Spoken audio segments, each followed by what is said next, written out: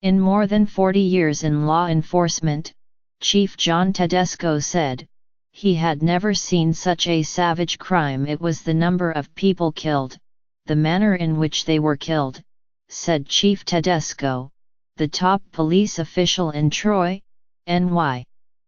And the children being involved. It was frigid in Troy on Tuesday afternoon, with the wind chill in the single digits and a coating of snow on the ground, when a property manager received a call asking him to check on the tenants of a basement apartment in the city's Lansingburg neighborhood. When he entered the apartment, he found 2 women and 2 children, all unresponsive. The police were summoned, and all 4 victims were pronounced dead. Chief Tedesco would not describe the cause of death or details of the scene. But the scene, he said at a news conference on Wednesday, was one that no one involved would ever forget. Names have not been released, but the police said the victims were a 22-year-old woman, a 36-year-old woman and the older woman's 2 children, a 5-year-old girl and an 11-year-old boy. All 4 appeared to live in the apartment, Chief Tedesco said at the news conference, and there was a relationship between the 2 adults. He did not specify the nature of the relationship. The quadruple homicide stunned residents of Troy, a city of 50,000 on the eastern bank of the Hudson River, 7 miles from Albany. Before Tuesday, the city had recorded only 2 homicides this year. The annual average is 6 homicides, Chief Tedesco said, most of them domestic.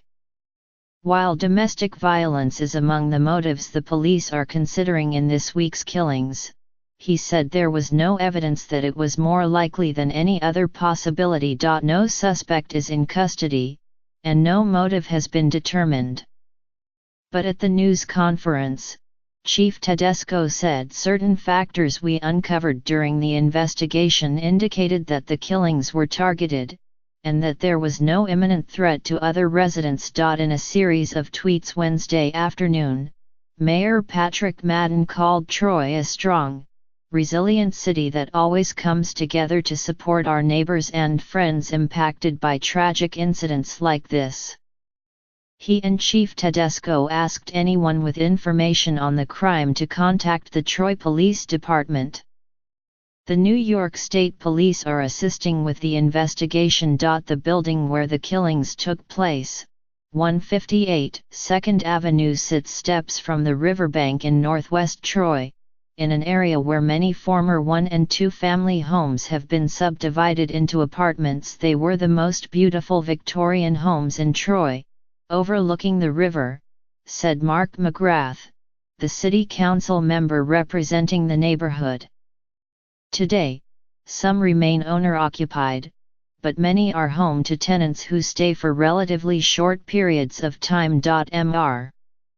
McGrath said he did not know the occupants of the apartment in question.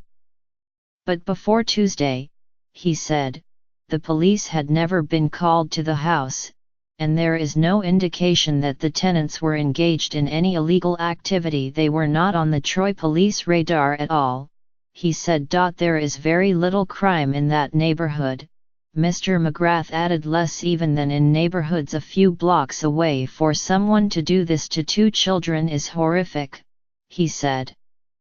I can't even explain how people feel up here. We've had homicides here in the past, as all communities do, but children, it really has affected this community.